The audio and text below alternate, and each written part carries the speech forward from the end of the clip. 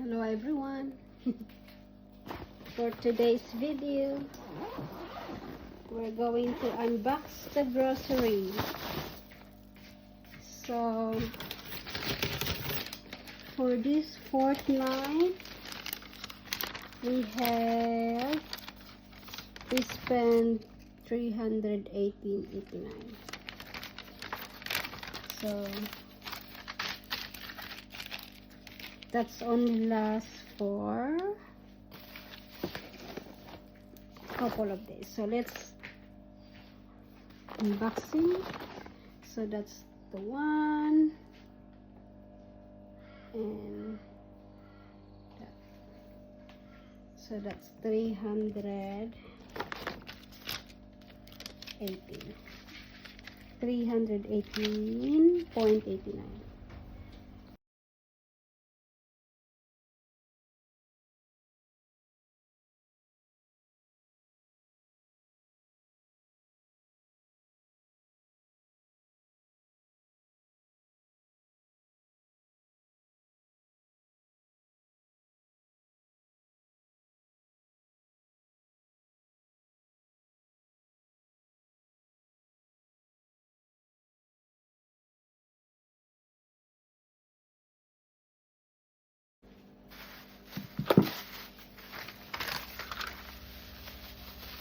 So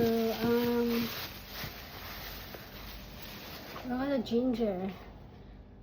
So ganito lang yung size na nabili ko, and that's already, how much is it?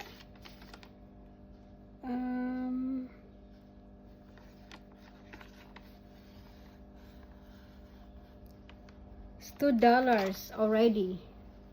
Just that little. So tingnan nyo, grabe no, mahal.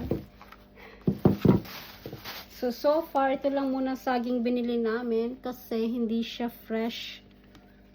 Iba yung kulay.